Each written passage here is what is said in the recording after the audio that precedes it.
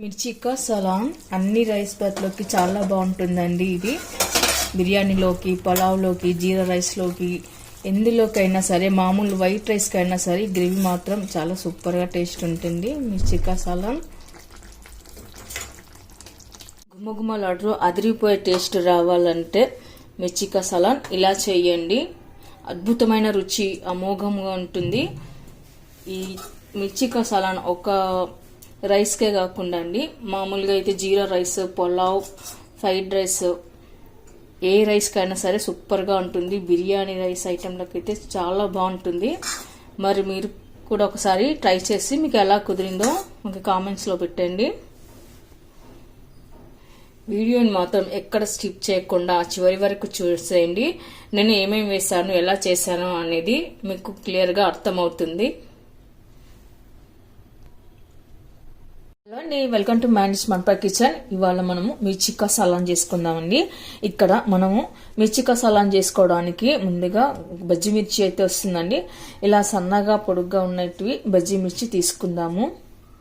మనము ఈ మిర్చిలో నుంచి ఇలా మిర్చికి కాట్లు పెట్టుకోవాలండి. ఇలా కట్ చేసి పెట్టుకొని మిర్చి లోపల ఉన్న గింజలు తీసేసుకోవాలి. బాగా కారం తినే వాళ్ళైతే పెట్టుకున్నా పర్వాలేదు, కానీ కారం తినని వాళ్ళైతే ఇలా అంతా మిర్చి నుంచి గింజలంతా తీసేసుకోవాలి. అలాగే అన్ని మిర్చిలోకి కూడా మనం తీసేసి పెట్టుకుందాము.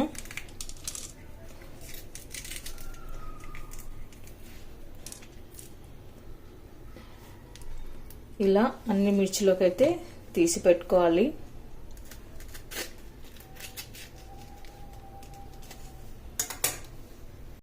ఇలా మిర్చిలోని విత్తనాలన్నీ తీసేసి ఇలా ఘాట్లు పెట్టిన తర్వాత పక్కన పెట్టుకుందాము.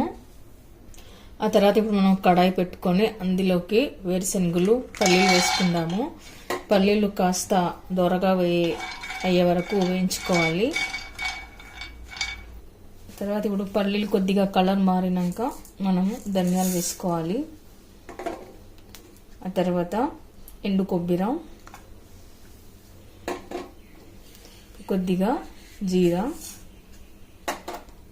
అలాగే నువ్వులు, ఇవన్నీ కాస్త దోరగా వేయించుకొని పెట్టుకుందాము. కొద్దిగా మనకి ఇక్కడ కలర్ మారితే సరిపోతుందండి. నువ్వులు, జీలకర్ర అవి కాస్త చిట్టపట్టమనాలి.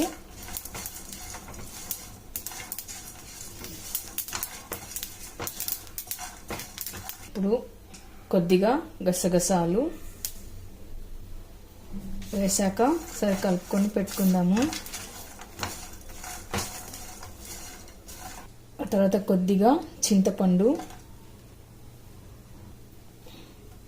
ఇది కూడా వేసాక కాస్త దొరగా వేయించుకొని పెట్టుకుందాము. మీకు తినే పులుపుని బట్టి చింతపండు వేసుకోండి. చింతపండు ఇలా వేసుకోవచ్చు, లేదంటే మనం ముందుగానే నానేసుకొని కూడా చింతపండు రసం గుజ్జుని తీసుకొని వేసుకోవచ్చు. మనం అలా నానలేనప్పుడు ఇలా వేసి ఫ్రైలా కూడా మనం వేయించుకొని పెట్టుకోవచ్చు.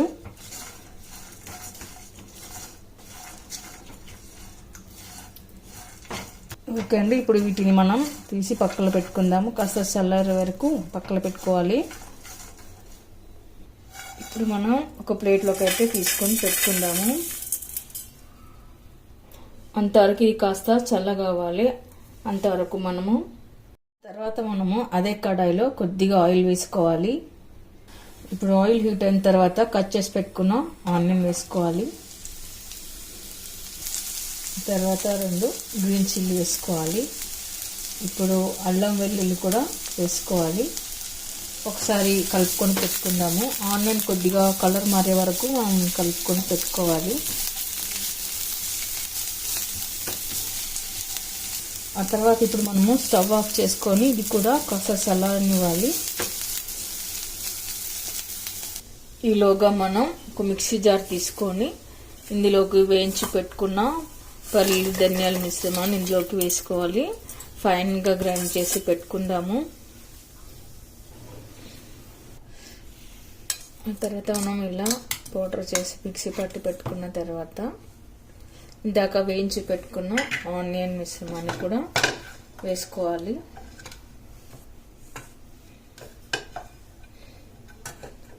ఇలా మొత్తం వేసేసుకోవాలి. ఇలా అన్ని మిక్సీ జార్లో వేసుకున్నాక ఇది కూడా మిక్సీ పట్టి పేస్ట్ లాగా చేసుకొని పెట్టుకోవాలి. ఇలా మిక్సీ పట్టినాక ఇందులోకి కొద్దిగా అయితే వాటర్ వేయండి. మరొకసారి ఇదంతా కలిపి పెట్టుకున్న తర్వాత మిక్సీ పట్టి పెట్టుకోవాలి.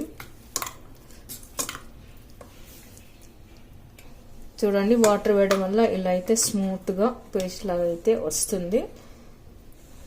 ఇప్పుడు దీన్ని కూడా కాసేపు పక్కన పెట్టుకోవాలి. మనం అదే కడాయిలో కాస్త ఆయిల్ వేసుకోవాలి. ఆయిల్ హీట్ అయిన తర్వాత మనం కట్ చేసి పెట్టుకున్న మిర్చిని వేసి వేయించుకుందాము.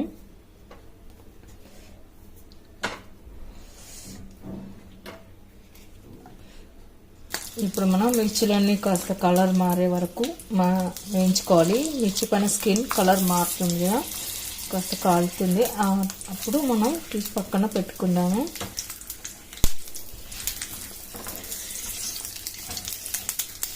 పైన కొద్దిగా సాల్ట్ అయితే వేసుకుందామండి. మనం తినేటప్పుడు మంచి టేస్ట్గా బాగుంటుంది మిర్చి. ఇలా అన్నీ వేయించుకున్నాక పక్కన పెట్టుకుందాము. ఇలా మనం మిర్చిలన్నీ వేయించుకొని పక్కన పెట్టిన తర్వాత ఇప్పుడు మనం వేరే కడాయి పెట్టుకోవాలండి. అందులో 3 టేబుల్ స్పూన్ల వరకు అయితే ఆయిల్ వేసుకోవాలి. ఆయిల్ హీట్ అయిన తర్వాత కొద్దిగా జీలకర్ర, ఆ తర్వాత మనం సన్నగా కట్ చేసి పెట్టుకున్న ఆనియన్ ముక్కలు వేసుకోవాలి.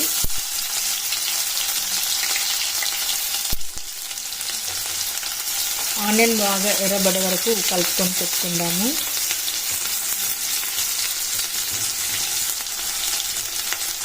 ఇప్పుడు కరివేపాకు, పసుపు వేసాక ఒకసారి కలుపుకొని పెట్టుకుందాము. ఆనియన్ ఇలా బాగా కలర్ మారాలి, ఎరుపు రంగులోకి రావాలి.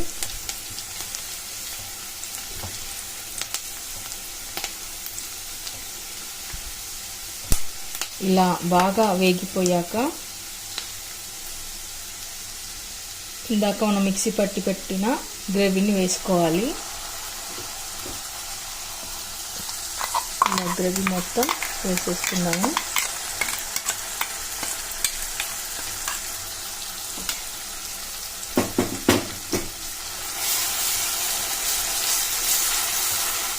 మనం ఆనియన్ కట్ చేయకుండా డైరెక్ట్గా ఇలా గ్రేవీ ఆయిల్లో వేసినట్లయితే మాడిపోతుందండి, అడుగంటుతుంది.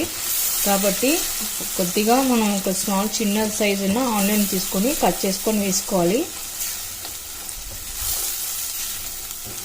ఇలాంతా గ్రేవీ వేసి ఒకసారి కలుపుకొని పెట్టుకోవాలి. గ్రేవీ అంతా వేసి కలిపి పెట్టుకున్న తర్వాత సైడ్కు ఆయిల్ విడుస్తుంటుంది. అలా ఆయిల్ వదిలేటప్పుడు కరెక్ట్ అయినట్టుగా మనం ఇప్పుడు రెడ్ చిల్లీ పౌడర్ వేసుకుందాము. అలాగే రుచికి సరిపడా సాల్ట్. ఇలా గ్రేవీ అంతా ఆయిల్లో ఉడికినప్పుడు ఆయిల్ పైకి వెళ్తుంది కదండి, మంచి టేస్ట్గా బాగుంటుంది. ఇప్పుడంతా ఒకసారి కలిపి పెట్టుకోవాలి.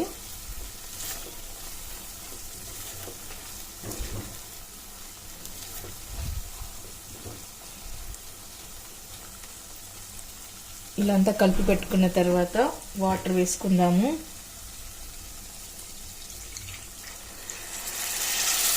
గ్రేవీకి సరిపడా వాటర్ వేసుకొని కలుపుకొని పెట్టుకోవాలి.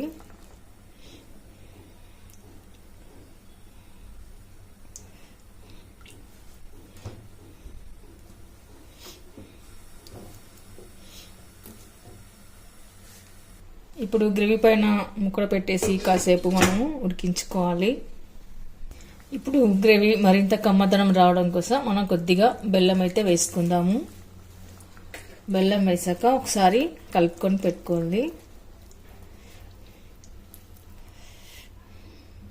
ఆ తర్వాత మనం ఇందాక వేయించి పెట్టుకున్న మిర్చి అయితే వేసుకుందాము. మిర్చి వేసాక ఒకసారి కలుపుకొని పెట్టుకుందాము. ఇప్పుడు గ్రేవీ కాస్త చిక్కబడే వరకు కలుపుకొని పెట్టుకోవాలి.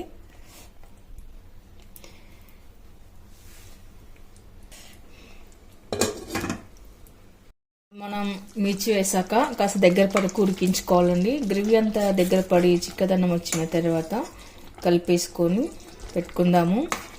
ఈ మిర్చి కసాలాన్ అనేది చాలా ఫేమస్ అండి, హైదరాబాద్లో చాలా ఫేమస్. మనం ఏ రైస్ చేసినా పులావ్ కానీ జీరా రైస్ కానీ బిర్యానీ కానీ బగారా రైస్ కానీ ఏ రైస్ ఐటెం చేసినా సరే సైడ్ డిష్గా చాలా బాగుంటుంది. టేస్ట్ కూడా బాగా అదిరిపోతుందండి. నేను చెప్పిన స్టైల్లో మీరు ఒకసారి ట్రై చేసి చూడండి, ఎలా ఉంటుందో కామెంట్స్లో పెట్టండి, మీకే తెలుస్తుంది. ఇలాంతా కలుపుకొని దగ్గర పెట్టిన తర్వాత చూడండి కర్రీ మాత్రం చాలా పర్ఫెక్ట్గా వచ్చేసింది. ఇలాంతా చేసుకొని పెట్టుకున్న తర్వాత పైన మనం కొత్తిమీర వేసుకొని గార్నిష్ చేసుకుందాము. ఇప్పుడు స్టవ్ ఆఫ్ చేసుకొని మనం సర్వింగ్ ప్లేట్లోకి తీసుకుందాము. అండి చూసారుగా, ఒక్క బిర్యానీ పులావ్లోకే కాకుండా చపాతీలోకి రోట్లకు కూడా చాలా బాగుంటుంది ఈ కర్రీ. మరి మీరు కూడా ఒకసారి ట్రై చేయండి, మీకు ఎలా కుదిరిందో కామెంట్స్లో పెట్టండి, లైక్ చేయండి, షేర్ చేయండి, తప్పకుండా మన ఛానల్ని సబ్స్క్రైబ్ చేయండి. Thank you for watching.